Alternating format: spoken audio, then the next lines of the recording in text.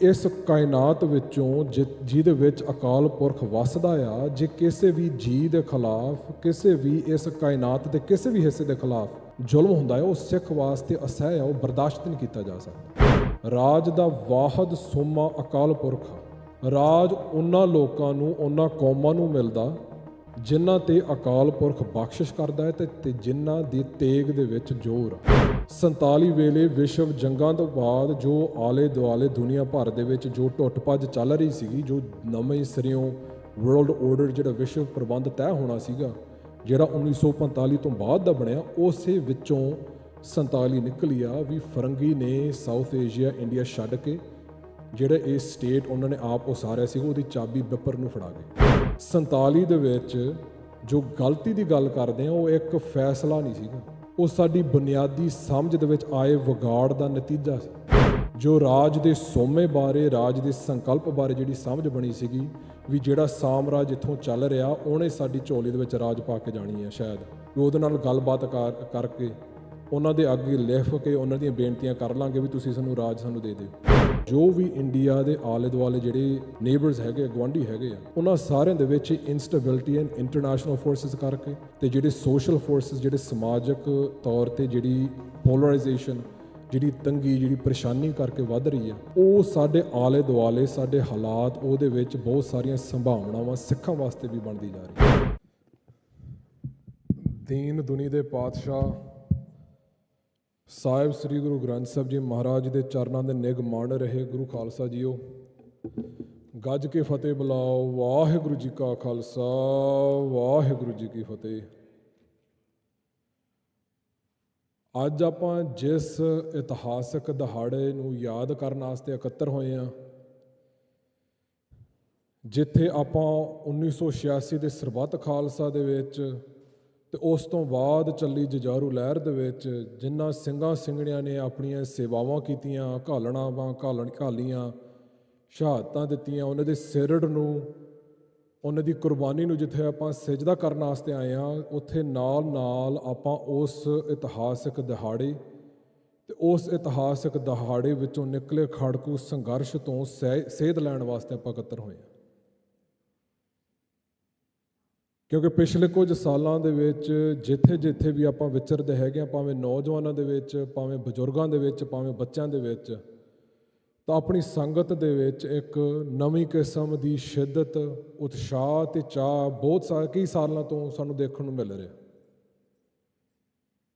ਜਿੱਥੇ ਪੰਥਕ ਹਾਲਾਤਾਂ ਬਾਬਤ ਫਿਕਰਮੰਦੀ ਜ਼ਾਹਰ ਕਰ ਰਹੇ ਆ, ਉੱਥੇ ਨਾਲ ਦੀ ਨਾਲ ਇੱਕ ਉਤਸ਼ਾਹ ਹੈਗਾ ਵੀ ਇਸ ਸੰਘਰਸ਼ ਨੂੰ ਅੱਗੇ ਤੋਰਨ ਵਾਸਤੇ ਆਪਾਂ ਕੀ ਯੋਗਦਾਨ ਪਾ ਸਕਦੇ ਹਾਂ, ਹੁਣ ਕੀ ਕੀਤਾ ਜਾਵੇ। ਤੇ ਇਹ ਜਿਹੜਾ ਸਵਾਲ ਹੈਗਾ ਆਪਣੇ ਸ਼ਹੀਦਾਂ ਦੇ ਅਮਲ ਵਿੱਚੋਂ ਹੀ ਆਪਾਂ ਲੱਭ ਸਕਦੇ ਹਾਂ। ਜੇ ਆਪਾਂ ਵਰਤਮਾਨ ਸਮੇਂ ਤੇ ਆਪਾਂ ਝਾਤ ਮਾਰਦੇ ਹਾਂ ਪਿਛਲੇ 15-20 ਸਾਲਾਂ ਤੇ, ਜੋ ਸੰਘਰਸ਼ ਦੇ ਵਿੱਚ ਜਿਹੜੇ ਉਤਰਾਅ ਚੜਾਅ ਬਹੁਤ ਆਏ ਹੈਗੇ, 2005, 6, 7, 8 ਉਹਨਾਂ ਦਿਨਾਂ ਦੇ ਵਿੱਚ ਝੂਠੇ ਸਾਧ ਦੇ ਖਿਲਾਫ, ਝੂਠੇ ਸੌਦੇ ਸਾਧ ਦੇ ਖਿਲਾਫ ਜਿਹੜਾ ਮੋਰਚਾ ਪੰਜਾਬ ਦੀ ਧਰਤੀ ਤੇ ਚੱਲਿਆ, ਉਸ ਤੋਂ ਬਾਅਦ ਜਿਹੜਾ ਸਰਕਾਰੀ ਜ਼ਬਰ ਦਾ ਜਿਹੜਾ ਕਹਿਰ ਚੱਲਿਆ, ਉਸ ਤੋਂ ਬਾਅਦ ਭਾਈ ਬਲਵੰਤ ਸਿੰਘ ਰਾਜੋਆਣੇ ਦੀ ਫਾਂਸੀ ਦੇ ਖਿਲਾਫ ਜਿਹੜਾ ਉਤਸ਼ਾਹ, ਜਿਹੜਾ ਰੋਹ ਪੰਜਾਬ ਦੇ ਵਿੱਚ ਉਜਾਗਰ ਹੋਇਆ ਸੀਗਾ, ਬੰਦੀ ਸਿੰਘਾਂ ਦੀ ਰਿਹਾਈ ਵਾਸਤੇ ਮੋਰਚੇ ਲੱਗਦੇ ਰਹੇ ਆ, ਬੇਅਦਬੀਆਂ ਦੇ ਖਿਲਾਫ ਮੋਰਚੇ ਲੱਗਦੇ ਰਹੇ ਆ, ਕਿਸਾਨੀ ਮੋਰਚਾ ਸਾਨੂੰ ਵੇਖਣ ਨੂੰ ਮਿਲ ਰਿਹਾ। ਤੇ ਇਹਨਾਂ ਅਪਸ ਐਂਡ ਡਾਊਨਸ, ਉਤਰਾਅ ਚੜਾਵਾਂ ਦੇ ਵਿੱਚ ਕਈ ਵਾਰੀ ਆਪਾਂ ਆਪਣੀ ਸੰਗਤ ਦੇ ਵਿੱਚ ਨਿਰਾਸ਼ਾ ਵੀ ਆ ਜਾਂਦੀ ਹੈ ਵੀ ਇਹ ਅਪ ਐਂਡ ਡਾਊਨ, ਇਹ ਉਤਰਾਅ ਚੜਾਅ ਕਿਉਂ ਆ ਰਹੇ ਆ, ਤੇ ਜਿਹੜੀ ਆਪਣੀ ਕੰਟੀਨਿਊਟੀ ਹੈਗੀ ਆ ਇਸ ਸੰਘਰਸ਼ ਨੂੰ ਬੁਲੰਦੀਆਂ ਤੇ ਲੈ ਕੇ ਜਾਣ ਵਾਸਤੇ, ਅਗਲਾ ਦੌਰ ਨੂੰ ਲੈ ਕੇ ਆਉਣ ਵਾਸਤੇ ਆਪਣਾ ਕੜੀਆਂ ਜੋੜ ਕਿਉਂ ਨਹੀਂ ਰਹੀਆਂ। ਤੇ ਉਹਨਾਂ ਸਮੇਂ ਦੇ ਵਿੱਚ, ਉਹਨਾਂ ਵਿਚਾਰਾਂ ਦੇ ਵਿੱਚ ਵਾਰ-ਵਾਰ, ਤਕਰੀਬਨ ਹਰ ਵਾਰ ਲੀਡਰਸ਼ਿਪ ਦੀ ਗੱਲ ਆ ਜਾਂਦੀ ਹੈ। ਇਹ ਮਹਿਸੂਸ ਕੀਤਾ ਜਾਂਦਾ, ਇਹ ਗੱਲ ਕੀਤੀ ਜਾਂਦੀ ਵੀ ਸਾਡੇ ਕੋਲ ਲੀਡਰਸ਼ਿਪ ਨਹੀਂ ਹੈਗੀ। ਪਰ ਆਪਾਂ ਕਈ ਵਾਰ ਇਸ ਵਹਿਮ ਦੇ ਵਿੱਚ ਆਪਾਂ ਗੱਲਬਾਤ ਕਰਦੇ ਹਾਂ ਜਾਂ ਆਪਾਂ ਵਿਚਰਦੇ ਹਾਂ ਵੀ ਲੀਡਰਸ਼ਿਪ ਕੋਈ ਵਿਅਕਤੀ ਆ ਜਾਂ ਕੋਈ ਗਰੁੱਪ ਆ ਜਿਹਨੇ ਕੋਈ ਗਿੱਦੜ ਸਿੰਘੀ ਰਾਹੀਂ ਸਾਰਾ ਕੁਝ ਆਪਣਾ ਹੱਲ ਕਰ ਦੇਣਾ। ਲੀਡਰਸ਼ਿਪ ਕਦੇ ਇਹ ਹੋਇਆ ਨਹੀਂ। ਜੇ ਵੈਸੇ ਦੁਨੀਆ ਦੇ ਇਤਿਹਾਸ ਵੀ ਵੇਖਦੇ ਅਤੇ ਸਿੱਖਾਂ ਦੇ ਇਤਿਹਾਸ ਜੇ ਆਪਾਂ ਵੇਖਦੇ ਹਾਂ, ਲੀਡਰਸ਼ਿਪ ਇੱਕ ਫੰਕਸ਼ਨ ਆ। ਲੀਡਰਸ਼ਿਪ ਨੇ ਆਪਣਾ ਵਰਤਮਾਨ ਸਮੇਂ ਦੇ ਮੁਤਾਬਕ ਆਪਣਾ ਨਿਸ਼ਾਨਾ ਤੈਅ ਕਰਨਾ ਆ। ਉਸ ਨਿਸ਼ਾਨੇ ਪਿੱਛੇ ਜਿਹੜੇ ਕੰਮ ਕਰ ਰਹੇ ਸੰਕਲਪ ਹੈਗੇ, ਉਹਨਾਂ ਦੀ ਪਹਿਰੇਦਾਰੀ ਕਰਨੀ ਹੈਗੀ, ਉਹਦਾ ਪ੍ਰਚਾਰ ਪ੍ਰਸਾਰ ਕਰਨਾ ਆ। ਉਸ ਨਿਸ਼ਾਨੇ ਨੂੰ ਪ੍ਰਾਪਤ ਕਰਨ ਵਾਸਤੇ ਨੀਤੀ ਤੈਅ ਕਰਨੀ ਹੈ ਅਤੇ ਉਸ ਨੀਤੀ ਨੂੰ ਲਾਗੂ ਕਰਨ ਵਾਸਤੇ ਉਹ ਤਾਕਤ ਦੀ ਉਸਾਰੀ ਆਪਾਂ ਕਰਨੀ ਹੈਗੀ। ਅਤੇ ਜੋ 1986 ਦੇ ਵਿੱਚ ਦਰਬਾਰ ਸਾਹਿਬ ਦੇ ਵਿੱਚ ਸ੍ਰੀ ਅਕਾਲ ਤਖ਼ਤ ਸਾਹਿਬ ਦੇ ਸਨਮੁਖ ਜਿਹੜਾ ਸਰਬੱਤ ਖਾਲਸਾ ਸੱਦਿਆ ਗਿਆ ਸੀਗਾ, ਤੀਜੇ ਘੱਲੂਘਾਰੇ ਤੋਂ ਤਕਰੀਬਨ 1.5 ਸਾਲ ਬਾਅਦ ਜਦੋਂ ਟੈਂਕਾਂ ਤੋਪਾਂ ਦੇ ਨਾਲ ਇੰਡੀਅਨ ਸਟੇਟ ਨੇ ਅਕਾਲ ਤਖ਼ਤ ਸਾਹਿਬ ਢਹਿ ਢੇਰੀ ਕਰ ਦਿੱਤਾ, ਨੌਜਵਾਨਾਂ ਦੇ ਸਿਰਾਂ 'ਤੇ ਮੁੱਲ ਪਾ ਦਿੱਤੇ ਸੀਗੇ ਵੀ ਜੋ ਉਹਨਾਂ ਨੂੰ ਭਰਮ ਸੀਗਾ ਵੀ ਉਹ ਸਿੱਖਾਂ ਨੂੰ ਖਤਮ ਕਰ ਦੇਣਗੇ, ਵੀ ਇਹਨਾਂ ਨੂੰ ਸਿਰ ਉਠਾਉਣ ਜੋਗਾ ਆਪਾਂ ਛੱਡਣਾ ਨਹੀਂ ਹੈਗਾ। ਉਹ 1.5 ਸਾਲ ਦੇ ਵਿੱਚ ਆਪਣੇ ਬੱਚਿਆਂ ਨੇ, ਨੌਜਵਾਨਾਂ ਨੇ, ਮਾਈਆਂ ਬਜ਼ੁਰਗਾਂ ਨੇ ਸਰਕਾਰ ਨੂੰ ਵੰਗਾਰ ਪਾਈ ਸੀਗੀ, ਆਪਾਂ ਹਜੇ ਵੀ ਜਿਉਂਦੇ ਹੈਗੇ ਹਾਂ, ਆਪਣੀ ਜੰਗ ਜਾਰੀ ਹੈ ਅਤੇ ਜੰਗ ਜਾਰੀ ਰਹੂਗੀ। ਅਤੇ ਉਸ ਤੋਂ ਬਾਅਦ ਜਿਹੜਾ ਆਪਣਾ ਖਾੜਕੂ ਸੰਘਰਸ਼ ਨੇ ਜੋ ਮੱਲਾਂ ਮਾਰੀਆਂ, ਉਹਨਾਂ ਨੇ ਸਾਨੂੰ ਦਿਖਾਇਆ ਵੀ ਸੰਘਰਸ਼ ਕਿਸ ਤਰੀਕੇ ਨਾਲ ਲੜਿਆ ਜਾਂਦਾ ਆ, ਰਾਜ ਦੀ ਪ੍ਰਾਪਤੀ ਕਿਸ ਤਰੀਕੇ ਨਾਲ ਕੀਤੀ ਜਾਂਦੀ ਆ ਸਿੱਖ ਪਰੰਪਰਾ ਮੁਤਾਬਕ। ਸੋ ਜਦੋਂ ਆਪਾਂ 1986 ਦੇ ਗੁਰਮਤਿ ਆ ਜਦੋਂ ਆਪਾਂ ਪੜ੍ਹਦੇ ਹੈਗੇ, ਉਹਦੇ ਵਿੱਚ ਇੱਕ ਲਾਈਨ ਆਉਂਦੀ ਹੈਗੀ ਆ, ਇਹ ਸਮਾਗਮ ਇੱਕ ਵਾਰ ਫਿਰ ਇਹ ਗੱਲ ਸਪਸ਼ਟ ਕਰ ਦੇਣਾ ਚਾਹੁੰਦਾ ਆ ਕਿ ਇੱਕ ਓਂਕਾਰ ਸਤਿਨਾਮ ਦੇ ਧਾਰਨੀ ਸਿੱਖਾਂ ਦਾ ਧਰਮ, ਰਾਜਨੀਤੀ ਅਤੇ ਗੁਰਤਾਮ ਅਨਿੱਖੜ ਹਨ ਅਤੇ ਉਹ ਇਹਨਾਂ ਦੀ ਵਰਤੋਂ ਪੰਥਕ ਨਵ ਉਸਾਰੀ ਲਈ ਕਰਦੇ ਹੀ ਰਹਿਣਗੇ ਅਤੇ ਸਿੱਖ ਆਪਣਾ ਸ਼ਾਸਤਰਧਾਰੀ ਹੋਣ ਦਾ ਹੱਕ ਅਤੇ ਗੁਰਧਾਮਾਂ ਵਿੱਚ ਸ਼ਾਸਤਰਾਂ 'ਤੇ ਪਾਬੰਦੀ ਪ੍ਰਵਾਨ ਨਹੀਂ ਕਰਦੇ। ਇਹਨਾਂ ਚੰਦ ਸਤਰਾਂ ਦੇ ਵਿੱਚ ਜਿਹੜੇ ਸਵਾਲਾਂ ਨਾਲ ਆਪਾਂ ਅੱਜ ਭਿੜ ਰਹੇ ਹਾਂ ਲੀਡਰਸ਼ਿਪ ਬਾਰੇ, ਉਹ ਬਹੁਤ ਸਪਸ਼ਟਤਾ ਦੇ ਨਾਲ ਸਾਫ਼ ਕਰ ਦਿੰਦੀ ਹੈ। ਰਾਜ ਦੇ ਸੰਕਲਪ ਬਾਰੇ, ਰਾਜ ਦੇ ਸੋਮੇ ਬਾਰੇ ਵੀ, ਰਾਜ ਕਰਨ ਦਾ ਅਧਿਕਾਰ ਸਾਨੂੰ ਕਿੱਥੋਂ ਮਿਲਦਾ ਆ, ਅਤੇ ਰਾਜ ਲੈਣ ਦੀ ਨੀਤੀ ਬਾਰੇ। ਜਦੋਂ ਆਪਾਂ ਸੰਕਲਪ ਬਾਰੇ ਗੱਲ ਕਰਦੇ ਹਾਂ ਵੀ ਸਿੱਖਾਂ ਦਾ ਰਾਜ ਦਾ ਸੰਕਲਪ ਕੀ ਆ ਅਤੇ ਕਿੱਥੋਂ ਆਇਆ, ਉਹ ਇੱਥੋਂ ਗੱਲ ਸ਼ੁਰੂ ਹੁੰਦੀ ਹੈ ਵੀ ਆਪਾਂ ਕੌਣ ਆ, ਅਸੀਂ ਆਪਣੇ ਆਪ ਬਾਰੇ, ਆਪਣੀ ਪਛਾਣ ਬਾਰੇ ਆਪਾਂ ਕੀ ਸਮਝਦੇ ਹਾਂ। ਅਤੇ ਇਹਨਾਂ ਲਾਈਨਾਂ ਦੇ ਵਿੱਚ ਜਿਹੜੇ ਗੁਰਮਤਿਆਂ ਦੇ ਵਿੱਚ ਜਿਹੜੀ ਲਾਈਨ ਹੈਗੀ ਆ ਵੀ ਇੱਕ ਓਂਕਾਰ ਸਤਿਨਾਮ ਦੇ ਧਾਰਨੀ, ਜਦੋਂ ਅਸੀਂ ਆਪਣੇ ਆਪ ਬਾਰੇ ਗੱਲ ਕਰਦੇ ਹਾਂ ਵੀ ਆਪਾਂ ਕੋਈ ਸੱਭਿਆਚਾਰਕ ਫਿਰਕੇ ਨਹੀਂ ਹੈਗੇ, ਆਪਾਂ ਕੋਈ ਐਥਨਿਕ ਕਮਿਊਨਿਟੀ ਨਹੀਂ ਹੈਗੇ, ਵੀ ਜਿਹੜੇ ਬੰਦੇ ਇੱਕ ਰਾਏਸ਼ੁਮਾਰੀ ਦੇ ਵਿੱਚ ਸਿੱਖ ਹੋਣ 'ਤੇ ਟਿਕ ਮਾਰਦਾ ਵੀ ਉਹੀ ਸਿੱਖ। ਸਿੱਖ ਉਹ ਆ ਜੋ ਮਹਾਰਾਜ ਸਾਨੂੰ ਦੱਸਦੇ, ਗੁਰ ਸਤਿਗੁਰ ਕਾ ਜੋ ਸਿੱਖ ਅਖਾਏ, ਸੋ ਭਲ ਕੇ ਓਠ ਹਰ ਨਾਮ ਧਿਆਵੈ। ਜੇ ਆਪਾਂ ਸੰਘਰਸ਼ ਦੇ ਕਾਫਲਿਆਂ ਬਾਰੇ ਆਪਾਂ ਗੱਲ ਕਰਦੇ ਹਾਂ, ਆਪਣੀ ਸ਼ੁਰੂਆਤ ਇੱਥੋਂ ਹੋਣੀ ਹੈ। ਮਹਾਰਾਜ ਸਿੱਖ ਕਿਸ ਨੂੰ ਸਮਝਦੇ ਆ, ਸਿੱਖ ਹੋਣ ਦੇ ਨਾਤੇ ਸਾਡੇ ਕੀ ਫਰਜ਼ ਹੈਗੇ ਆ, ਸਿੱਖ ਆਪਾਂ ਕਿਵੇਂ ਬਣ ਸਕਦੇ ਹਾਂ, ਅਤੇ ਸਿੱਖ ਹੋ ਕੇ ਇਸ ਪਰਿਭਾਸ਼ਾ ਮੁਤਾਬਕ ਆਪਣੇ ਆਪ ਨੂੰ ਅਨੁਸਾਰ ਕਰਕੇ ਉਸ ਤੋਂ ਬਾਅਦ ਫਿਰ ਸਵਾਲ ਪੈਦਾ ਹੁੰਦਾ ਆ ਵੀ ਆਪਾਂ ਰਾਜ ਕਿਵੇਂ ਕਰਨਾ ਹੈ, ਰਾਜ ਕੀ ਚੀਜ਼ ਆ। ਅਤੇ ਇਹਨਾਂ ਸਤਰਾਂ ਦੇ ਵਿੱਚ ਇਹ ਗੱਲ ਸਪਸ਼ਟ ਸੀ, ਧਰਮ ਅਤੇ ਰਾਜਨੀਤੀ ਸਾਡੇ ਵਾਸਤੇ ਨਿਖੜ ਹੈਗੇ। ਜਿਹੜੇ ਇੱਕ ਓਂਕਾਰ ਸਤਿਨਾਮ ਦੇ ਧਾਰਨੀ ਹੈਗੇ ਆ, ਸਾਡਾ ਜਿਹੜਾ ਮੌਲਿਕ ਸੰਕਲਪ ਹੈਗਾ ਰਾਜ ਬਾਰੇ, ਉਹ ਦੁਨੀਆ ਨਾਲੋਂ ਬਿਲਕੁਲ ਵੱਖਰਾ ਆ। ਸਾਡਾ ਰਾਜ ਦਾ ਜਿਹੜਾ ਸੰਕਲਪ ਆ ਅਤੇ ਉਸ ਨੂੰ ਸਥਾਪਿਤ ਕਰਨ ਦਾ ਜਿਹੜਾ ਸੰਘਰਸ਼ ਆ, ਉਹ ਆਪਣੀ ਸੱਭਿਆਚਾਰਕ ਹੋਂਦ ਨੂੰ ਬਚਾਉਣ ਦੇ ਡਰ ਵਿੱਚੋਂ ਨਹੀਂ ਨਿਕਲਦਾ, ਉਹ ਕਿਸੇ ਵੱਲੋਂ ਕੀਤੇ ਵਿਤਕਰੇ ਜਾਂ ਜ਼ੁਲਮ ਦੇ ਗਿਲੇ ਸ਼ਿਕਵੇ ਵਿੱਚੋਂ, ਰੰਜ ਵਿੱਚੋਂ ਨਹੀਂ ਨਿਕਲਦਾ ਆ। ਸਾਡਾ ਰਾਜ ਦਾ ਸੰਕਲਪ ਅਤੇ ਉਸ ਨੂੰ ਪ੍ਰਾਪਤ ਕਰਨ ਦਾ ਸੰਘਰਸ਼ ਧਰਮ ਵਿੱਚੋਂ ਨਿਕਲਦਾ ਹੈ। ਸਾਡੇ ਵਾਸਤੇ ਧਰਮ ਯੋਧਾ, ਜੇ ਆਪਾਂ ਨਾਮ ਧਿਆਉਣ ਦੀ ਗੱਲ ਕਰਦੇ ਹਾਂ, ਸੇਵਾ ਕਰਨ ਦੀ ਗੱਲ ਕਰਦੇ ਹਾਂ, ਅਕਾਲ ਪੁਰਖ ਨਾਲ ਮੇਲ ਮਿਲਾਪ ਦੀ ਗੱਲ ਕਰਦੇ ਹਾਂ, ਬੇਗਮਪੁਰਾ ਹਲੇਮੀ ਰਾਜ ਖਾਲਿਸਤਾਨ ਨੂੰ ਸਥਾਪਿਤ ਕਰਨਾ ਉਸ ਵਿੱਚੋਂ ਨਿਕਲਦਾ ਹੀ ਹੈ। ਜਿਹੜਾ ਸਿੱਖ ਦਾ ਦੁਨੀਆ ਦਾ ਵੇਖਣ ਦਾ ਨਜ਼ਰੀਆ ਜਿਹੜਾ ਹੈਗਾ, ਉਸ ਦੇ ਵਿੱਚ ਇਹ ਨਹੀਂ ਵੀ ਅਕਾਲ ਪੁਰਖ ਕੋਈ ਗੈਬੀ ਸ਼ਕਤੀ ਹੈ ਜਿਹੜੀ ਹੋਰ ਕਿਸੇ ਓਪਰੀ ਜਗ੍ਹਾ ਤੇ ਵੱਸਦੀ ਹੈ। ਮਹਾਰਾਜ ਦਾ ਫਰਮਾਉਣਾ, ਫਰੀਦਾ ਖਾਲਕ ਖਲਕ ਮੈਂ, ਖਲਕ ਵਸੈ ਰੱਬ ਮਾਹੇ। ਜੇ ਆਪਾਂ ਉਸ ਖਾਲਕ ਨੂੰ ਯਾਦ ਕਰਨ ਵਾਸਤੇ ਨਾਮ ਜਪਦੇ ਹਾਂ, ਸੇਵਾ ਕਰਦੇ ਹਾਂ, ਤਾਂ ਨਾਲ ਦੇ ਨਾਲ ਇਹ ਵੀ ਸਾਨੂੰ ਉਪਦੇਸ਼ ਆ, ਸਾਡੀ ਜ਼ਿੰਮੇਵਾਰੀ ਆ, ਜਿਹੜੀ ਸਹਿਜ ਸੁਭਾਅ ਸਾਡੇ ਦਿਲ ਵਿੱਚੋਂ ਨਿਕਲਦੀ ਆ, ਵੀ ਇਸ ਕਾਇਨਾਤ ਵਿੱਚੋਂ ਜਿਹਦੇ ਵਿੱਚ ਅਕਾਲ ਪੁਰਖ ਵੱਸਦਾ ਆ, ਜੇ ਕਿਸੇ ਵੀ ਜੀਅ ਦੇ ਖਿਲਾਫ, ਕਿਸੇ ਵੀ ਇਸ ਕਾਇਨਾਤ ਦੇ ਕਿਸੇ ਵੀ ਹਿੱਸੇ ਦੇ ਖਿਲਾਫ ਜ਼ੁਲਮ ਹੁੰਦਾ ਹੈ, ਉਹ ਸਿੱਖ ਵਾਸਤੇ ਅਸਹਿ ਆ, ਉਹ ਬਰਦਾਸ਼ਤ ਨਹੀਂ ਕੀਤਾ ਜਾ ਸਕਦਾ। ਤਾਂ ਜਿਹੜਾ ਸਾਡਾ ਹਲੀਮੀ ਰਾਜ, ਜਿਹਨੂੰ ਅਜੋਕੇ ਦੌਰ ਦੇ ਵਿੱਚ ਆਪਾਂ ਨੂੰ ਖਾਲਿਸਤਾਨ ਦਾ ਨਾਂ ਦਿੱਤਾ ਹੈਗਾ, ਉਹ ਸਾਡੀ ਸੇਵਾ ਤੇ ਸਿਮਰਨ ਵਿੱਚੋਂ ਹੀ ਨਿਕਲਦਾ ਆ।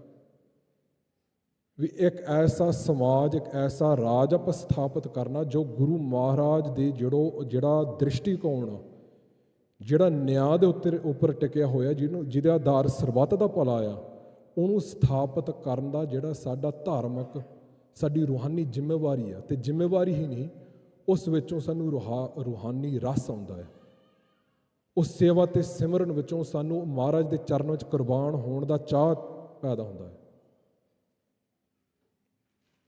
ਤੇ ਫਿਰ ਜੇ ਆਪਾਂ ਰਾਜ ਦੀ ਗੱਲ ਕਰਨੀ ਹੈਗੀ, ਫਿਰ ਇਸ ਗੱਲ ਬਾਰੇ ਵੀ ਸਾਨੂੰ ਸਪਸ਼ਟ ਹੋਣ ਦੀ ਲੋੜ ਹੈਗੀ ਵੀ ਰਾਜ ਦਾ ਸੋਮਾ ਕੀ ਆ, ਰਾਜ ਪ੍ਰਾਪਤ ਕਿੱਥੋਂ ਹੁੰਦਾ ਆ, ਕਿਹਦੇ ਅਧਿਕਾਰ ਰਾਹੀਂ ਆਪਾਂ ਰਾਜ ਕਰ ਸਕਦੇ ਹਾਂ, ਤੇ ਦੁਨੀਆਦਾਰੀ ਦਾ ਜਿਹੜਾ ਤਰੀਕਾ ਹੈਗਾ ਤੇ ਸਿੱਖਾਂ ਦੇ ਤਰੀਕੇ ਵਿੱਚ ਉਹਦਾ ਕੀ ਫਰਕ ਹੈਗਾ। ਜਿਵੇਂ ਸਰਬੱਤ ਖਾਲਸੇ ਤੇ ਗੁਰਮਤਿ ਦੇ ਵਿੱਚ ਗੱਲ ਕੀਤੀ ਹੈ ਵੀ ਧਰਮ ਤੇ ਰਾਜਨੀਤਿਕ ਤੇ ਗੁਰਤਾਮ ਅਨਿੱਖੜ ਹੈਗੇ।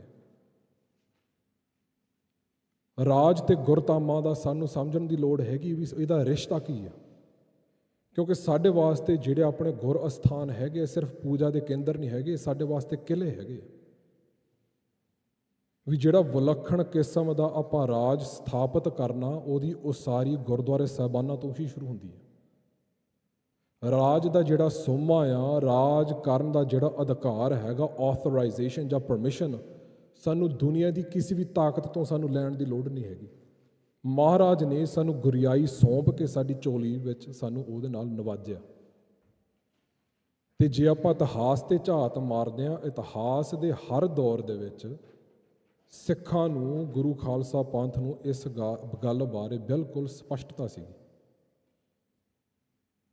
ਜਦੋਂ 18ਵੀਂ ਸਦੀ ਦੇ ਵਿੱਚ ਜਦੋਂ ਸਿੱਖਾਂ ਨੇ ਰਾਜ ਕਾਇਮ ਕੀਤਾ ਸੀਗਾ, ਉਹਨਾਂ ਦਿਨਾਂ ਦੇ ਵਿੱਚ ਫਰੰਗੀ ਵੀ ਉੱਥੇ ਪੰਜਾਬ ਦੇ ਵਿੱਚ, ਸਾਊਥ ਏਸ਼ੀਆ ਦੇ ਵਿੱਚ ਪਹੁੰਚ ਗਿਆ ਸੀ। ਤੇ 1849 ਤੋਂ ਪਹਿਲਾਂ, ਰਾਜ ਹਥਿਆਉਣ ਤੋਂ ਪਹਿਲਾਂ, ਉਹਨਾਂ ਦੀ ਜਿਹੜੀ ਪ੍ਰਕਿਰਿਆ ਚੱਲ ਰਹੀ ਸੀਗੀ ਵੀ ਜੋ ਉਹਨਾਂ ਦੇ ਸੋਸ਼ੀਓਲੋਜਿਸਟ, ਹਿਸਟੋਰੀਅਨ ਤੇ ਸਮਾਜ ਨੂੰ ਸਮਝਣ ਵਾਲੇ ਸੀਗੇ, ਉਹ ਇਹ ਸਿੱਖਾਂ ਦੀ ਸਾਈਕੀ, ਸਿੱਖਾਂ ਦੀ ਮਾਨਸਿਕਤਾ, ਉਹਨਾਂ ਦੇ ਸੁਭਾਅ ਨੂੰ ਸਮਝਣ ਦੀ ਕੋਸ਼ਿਸ਼ ਕਰ ਰਹੇ ਸੀਗੇ ਵੀ ਇਹ ਕਿਹੜੇ ਆਧਾਰ ਤੇ ਰਾਜ ਕਰਦੇ ਆ। ਤੇ ਇੱਕ ਜਿਹੜਾ ਫਰੰਗੀ ਦਾ ਅਹਿਲਕਾਰ ਸੀਗਾ ਜੇਮਸ ਬਰਾਊਨ, ਉਹਨੇ ਲਹਿਣਾ ਸਿੰਘ ਭੰਗੀ ਜੋ ਮਿਸਲਦਾਰ ਸੀਗਾ ਉਹਨੂੰ ਚਿੱਠੀ ਲਿਖੀ ਸੀਗੀ ਇਸੇ ਸਵਾਲ ਪੁੱਛਣ ਵਾਸਤੇ ਵੀ ਤੁਸੀਂ ਰਾਜ ਕਿਹੜੇ ਆਧਾਰ ਤੇ ਕਰਦੇ। ਤੇ ਲਹਿਣਾ ਸਿੰਘ ਭੰਗੀ ਦੇ ਜਵਾਬ ਦੇ ਵਿੱਚ ਇੰਨੀ ਬਿਲਕੁਲ ਸਪਸ਼ਟਤਾ ਸੀਗੀ ਵੀ ਰਾਜ ਦਾ ਸਰੋਤ, ਰਾਜ ਦਾ ਵਾਹਦ ਸੋਮਾ ਅਕਾਲ ਪੁਰਖ ਆ। ਰਾਜ ਉਹਨਾਂ ਲੋਕਾਂ ਨੂੰ, ਉਹਨਾਂ ਕੌਮਾਂ ਨੂੰ ਮਿਲਦਾ ਜਿਨ੍ਹਾਂ ਤੇ ਅਕਾਲ ਪੁਰਖ ਬਖਸ਼ਿਸ਼ ਕਰਦਾ ਹੈ ਤੇ ਜਿਨ੍ਹਾਂ ਦੀ ਤੇਗ ਦੇ ਵਿੱਚ ਜ਼ੋਰ ਆ।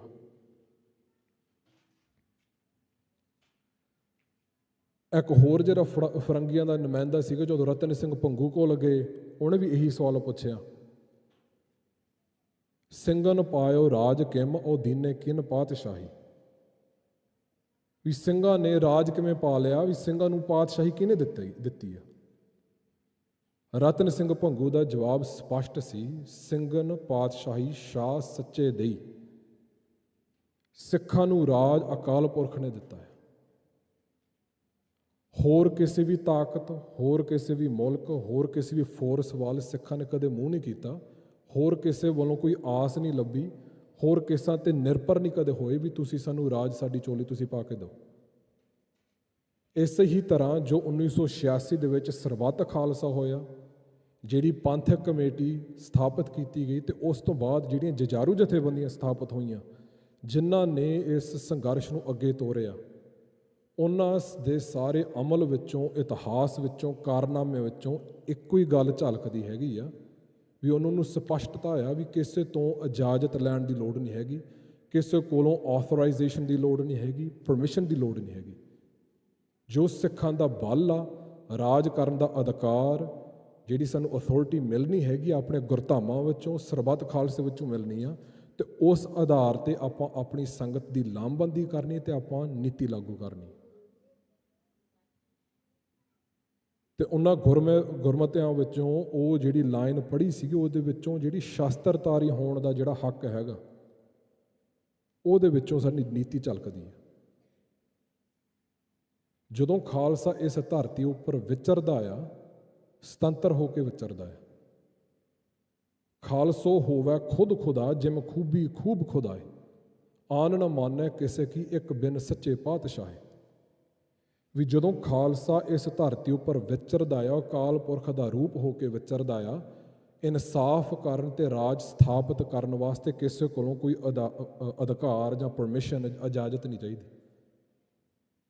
ਉਸ ਆਧਾਰ 'ਤੇ ਸ਼ਸਤਰਧਾਰੀ ਹੋ ਕੇ ਖਾਲਸੇ ਨੇ ਆਪਦੇ ਹੱਥੀਂ ਇਨਸਾਫ ਕਰਨਾ, ਆਪਦੇ ਹੱਥੀਂ ਰਾਜ ਦੀ ਉਸਾਰੀ ਕਰਨੀ ਹੈਗੀ ਹੈ, ਆਪਣੇ ਬਲ ਬੂਤੇ 'ਤੇ, ਆਪਣੀ ਸੁਤੰਤਰ ਤਾਕਤ ਦੇ ਆਧਾਰ 'ਤੇ। ਸਿੱਖਾਂ ਦਾ ਸਮੁੱਚਾ ਇਤਿਹਾਸ ਇਸ ਤਰ੍ਹਾਂ ਦਾ ਹੀ ਰਿਹਾ।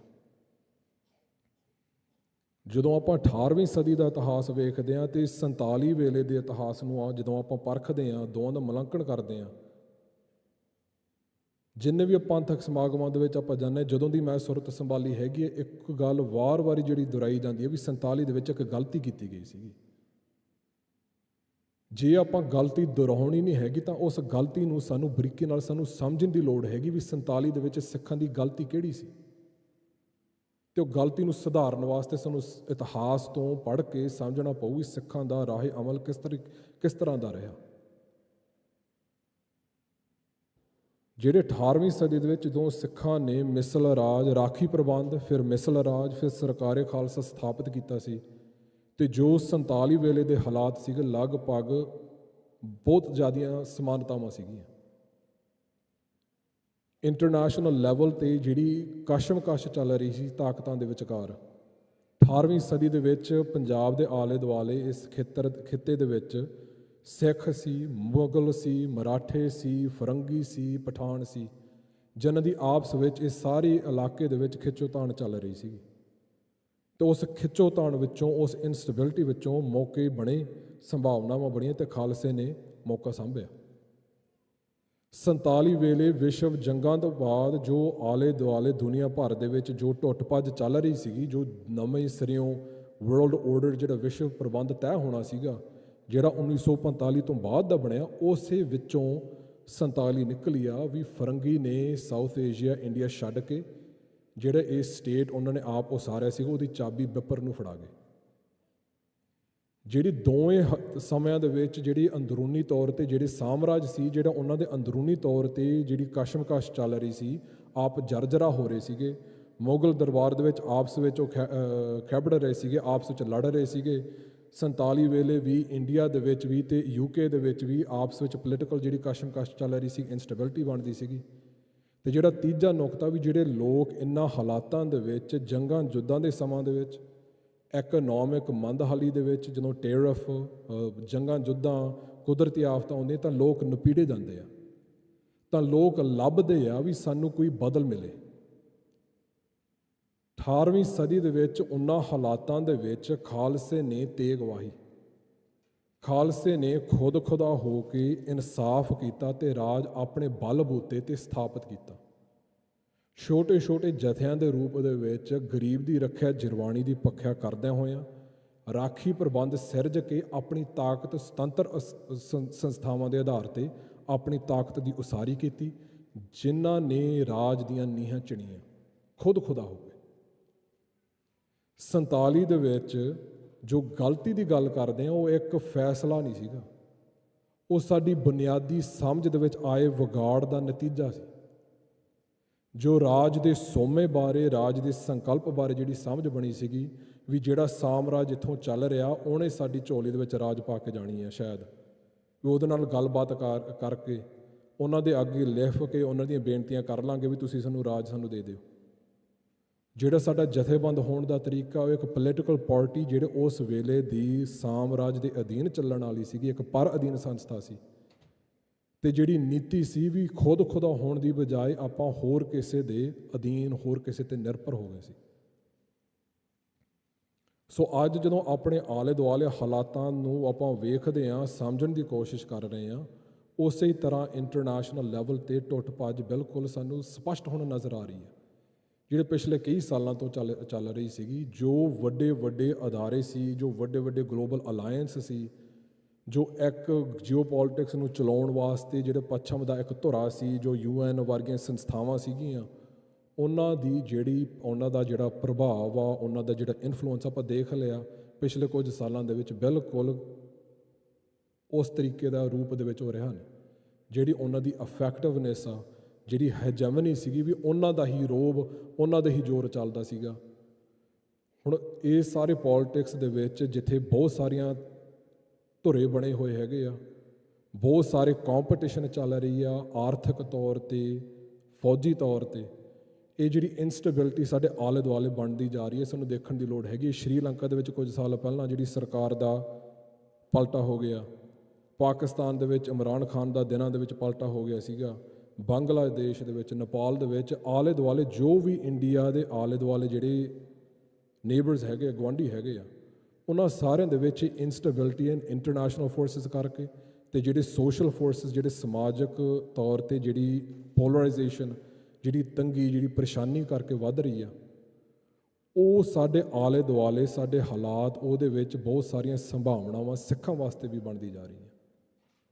ਪਿਛਲੇ ਸਾਲ 'ਤੇ ਜੇ ਆਪਾਂ ਝਾਤ ਮਾਰਦੇ ਹਾਂ, ਇੰਡੀਆ ਪਾਕਿਸਤਾਨ ਦੇ ਦਰਮਿਆਨ ਜਦੋਂ ਜੰਗ ਹੋਈ ਆ, ਤਾਂ ਪੰਜਾਬ ਦੇ ਵਿੱਚ ਜਿਹੜੇ ਸਾਡੇ ਵੀਰ, ਸਾਡੀਆਂ ਭੈਣਾਂ ਹੈਗੀਆਂ, ਉਹਨਾਂ ਦੇ ਕੰਨਾਂ ਵਿੱਚ ਬੰਬਾਂ ਦੀ ਆਵਾਜ਼ ਗੂੰਜਦੀ ਸੀਗੀ। ਸਾਡੇ ਘਰਾਂ ਉੱਪਰ, ਸਾਡੇ ਗੁਰਦੁਆਰੇ ਸਾਹਿਬਾਨਾਂ ਦੇ ਵਿੱਚ, ਸਾਡੇ ਪਿੰਡਾਂ ਦੇ ਵਿੱਚ ਬੰਬ ਡਿੱਗ ਰਹੇ ਸੀਗੇ।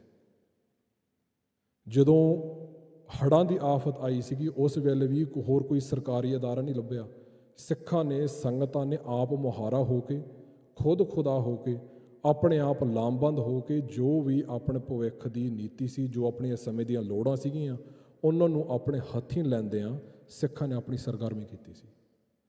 ਸੋ ਇਸੇ ਤਰੀਕੇ ਦੇ ਨਾਲ ਰਾਜ ਦੇ ਸੰਕਲਪ ਬਾਰੇ ਸਪਸ਼ਟਤਾ ਅਤੇ ਰਾਜ ਦੇ ਸੋਮੇ ਬਾਰੇ ਸਾਨੂੰ ਸਪਸ਼ਟਤਾ ਹੋ ਜਾਣੀ ਚਾਹੀਦੀ ਆ।